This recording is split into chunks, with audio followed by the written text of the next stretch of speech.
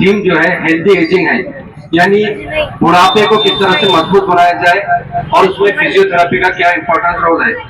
तो एक 2 से 3 मिनट में इसमें बताऊंगा कि जो आज यंग जनरेशन है, यूथ है, मैं उन लोगों को सिंपल से एक फंडा देता हूं कि आप लोग अगर हेल्दी रहना चाहते हैं, फिट रहना चाहते हैं, तो अपने जो घर में पूर्वज हैं, अपने जो दादा दादी नाना नानी, इनको कॉपी पेस्ट करें। सिंपल फॉर्मूला है कि इनको कॉपी पेस्ट करें। उनका जो आहार था वो नैसर्गिक नेचुरल आहार था, वो पैक फूड नहीं खाते थे, मार्केट का खाना नहीं खाते थे, आउटडोर नहीं करते थे। तो आहार उनकी तरह से मेंटेन करें, सिंपल खाना, सादा खाना। दूसरा कॉपी पेस्ट करने के लिए है कि हम देखते हैं कि आज भी जो 60-70 वाले हैं वॉकिंग को जाते हैं, तो ये लोग जो 60 प्लस है उनकी तादाद, उनकी क्वांटिटी ज्यादा है उन लोगों से जो यंग है। कि तो सेकंड फंडा ये है कि एक्टिव लाइफ जीना सीखें, यानी आज जो लोग 60-70 में फिट हैं तो उन्होंने पहले वॉकिंग की है, स्विमिंग की है, साइकिलिंग की है, उनका इन्वेस्टमेंट है हेल्थ में। तो हम लोगों ने हेल्थ में इन्वेस्टमेंट नहीं किया है, हम लोगों ने मोबाइल में इन्वेस्टमेंट किया है। मोबाइल में रील बनाने में, मैसेजेस करने में, सोशल मीडिया में वक्त डालने में, तो हम लोग सोशल मीडिया में आगे बढ़ गए। लेकिन इन लोगों ने जो हमारा जनरेशन है, पिताजी का, दादाजी का, तो ये जनरेशन ने अपना कीमती वक्त ग्राउंड के साथ लग के रहा था। तो दूसरी चीज जो कॉपी पेस्ट करनी है, नंबर 1 आहार और नंबर 2 एक्टिविटीज, यानी इन लोगों का फिटनेस। आज भी हम देखते हैं हमारे साथ डॉक्टर शफीक साहब सामने बैठे हैं, डॉक्टर राहत साहब बैठे हैं। तो मेरा डॉक्टर साहब से एक जंग चलती रहती है हमेशा। वो जंग इस तरीके से चलती है कि फजर की नमाज 5:30 से 6 बजे होती है। तो मैं चाहता हूँ कि डॉक्टर साहब के साथ रहता हूँ घर में, सुबह मैं गेट खोल दूँ डॉक्टर साहब से पहले, लेकिन साल में मुश्किल से 2-3 बार ऐसा हुआ कि मुझे गेट खोलना पड़ा। डॉक्टर साहब कभी भी मिस नहीं हुए सुबह 5:30 बजे उठने में। तो सेकंड जो बात है कि एक्टिविटी, और थर्ड जो है हेल्दी एजिंग में, आज का जनरेशन सोशल मीडिया और मोबाइल का शिकार हो गया है। जिस तरह से हम तंबाकू, गुटखा या फिर दूसरों का सेवन करते हैं, सिगरेट का एडिक्शन होता है, आज की जनरेशन को मोबाइल का एडिक्शन हो गया है। मोबाइल एडिक्शन की वजह से आदमी फिजिकली तो कमजोर हो ही रहा है, लेकिन मानसिकता लेवल पे, मेंटली लेवल पर भी कमजोर हो रहा है।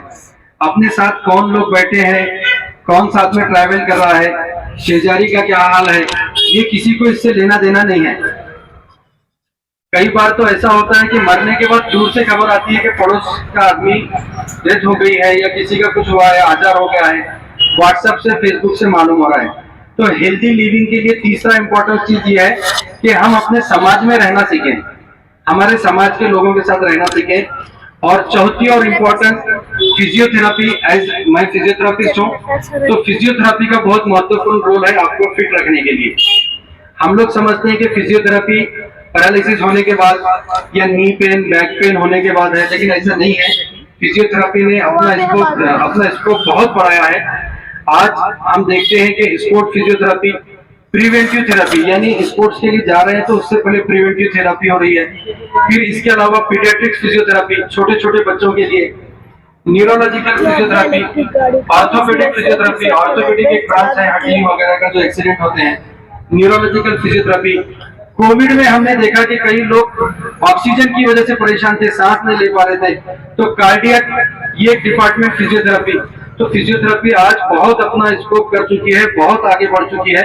तो फिजियोथेरेपी का हेल्दी एजिंग में बहुत महत्वपूर्ण रोल है। 1 मिनट में मैं कुछ टिप्स देते हुए, जो हमारे यहाँ पे जनरेशन बैठी हुए हैं, हमारे जो बैठे हुए हेल्दी एजिंग, तो उन लोगों को, बुजुर्गों को मैं ये बताऊंगा कि 2-3 एक्टिविटीज बहुत इंपॉर्टेंट रहते हैं जो हमको याद रखना है फिटनेस के लिए। आप जब एक्सरसाइज करते हैं तो एक्सरसाइज से स्ट्रेचिंग होती है, बॉडी फ्लेक्सिबल होती है, तनाव कम होता है। लेकिन एक्सरसाइज में अगर हम आधा किलो या 1 kg छोटा सा वेट अगर उठा के एक्सरसाइज करेंगे तो उससे आपके मांसपेशी जो है, आपके मसल्स जो है, शरीर जो है मजबूत होगा। तो रेजिस्टिव एक्सरसाइज करें और वेट लिफ्टिंग करें, चाहे 1 kg, ½ kg हो। नंबर 1। नंबर 2, हम लोग दिन भर में देखते हैं कि कुछ ना कुछ धकेलना होता है या कुछ ना कुछ खींचना होता है, या तो पुश करते हैं या तो पुल करते हैं। तो जब हम कोई चीज पुल करते हैं, खींचते हैं, तो उसकी वजह से हमारे कमर में जकड़न हो जाती है, कमर में अकड़न जकड़न तनाव आता है जब कोई चीज खींचते हैं। तो हम ये करना चाहिए कि हमारे घर में किसी भी चीज को खींचने से ज्यादा पुश करने पे ध्यान देना है, यानी चीजों को जब खींचेंगे तो तनाव पड़ेगा, लेकिन पुश करना आसान होता है। तो हम लोग पुशिंग मूवमेंट करें, जो भी चीज खींचना है तो मुझे लेने की बजाय मैं उधर जाके मिनिमम फोर्स लगाऊं। नंबर 3, ज्यादा इंजरी जो एजेड लोगों में होते हैं, वो घर में टाइल्स बहुत चिकने होने की वजह से, फ्रिक्शन कम हो जाने की वजह से, पानी गिर जाने की वजह से, तो ये छोटी छोटी चीजें हैं, इस पर ध्यान नहीं देते। कोई पानी छोड़ दिया बाथरूम के पास, वॉशरूम के पास, तो घर में इस पे ख्याल रखिए कि कारपेट रहे, ताकि एक्सीडेंट, हम देखते हैं कि फीमर का फ्रैक्चर हो गया है, और एजेड में ये होता है कि ऑस्टियोपोरोसिस बोन रहते हैं, बोन वीक होते हैं, तो इसमें पानी गिरने नहीं देना है। चौथी और इम्पोर्टेंट चीज जो हम लोग सब गलती करते हैं कि जब कोई भी चीज को उठा रहे हैं तो हम लोग बेंड होके उठाते हैं, ऐसे बेंड होके उठाते हैं, तो इससे ये होता है कि आपकी स्पाइन जो है, रीढ़ की हड्डी, वो बेंड होती है, और स्पाइन बेंड होने से उस पर प्रेशर पड़ता है। तो अगर आप 2-5 किलो भी उठा रहे हैं तो प्रेशर पड़ने की वजह से अकड़न आती है, कंप्रेशन होता है। तो बजाय हम लोग स्पाइन का यूज करने के हमारे बड़े बड़े जॉइंट का इस्तेमाल करें, जैसे घुटने से उठा रहे हैं, शटर खोल रहे हैं, तो इस तरह से पुल करें अपने नीज को पूरा बैठ के। तो ये कुछ पोस्चरल चेंजेस थे जो हमारे अगर डेली लाइफ में इस्तेमाल करेंगे तो बहुत लाभ होगा। और दूसरा काम है कि घर में सब काम करें, सब आराम करें का फंडा अपनाना। हम लोग आजकल देख रहे हैं कि छोटे बच्चों को पानी हम उठ के दे रहे हैं, छोटे बच्चों को दफ्तर लगा रहे हैं, छोटा बच्चा बोल रहा है मम्मी पानी लेकर आओ।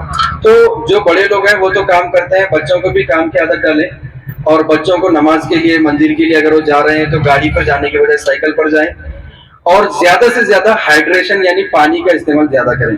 तो ये कुछ चीजें थी जो फिजियोथेरेपी में, हेल्दी एजिंग में इंपॉर्टेंस है, और आज फिजियोथेरेपी डे के हिसाब से इन चीजों का बहुत महत्वपूर्ण था, इसलिए मैंने आपके सामने रखा। आप सब लोग मेरे साथ अपने फिजियोथेरेपी डे में शामिल हैं। इसके बाद में जी बिराजदार सर से इंशाल्लाह आज का प्रोग्राम, यहाँ पे एक छोटा सा 2 मिनट बिराजदार सर फिजियोथेरेपी के बारे में बोलेंगे, और उसके बाद इंशाल्लाह हम लोग आज का प्रोग्राम समाप्त करेंगे। Yes sir.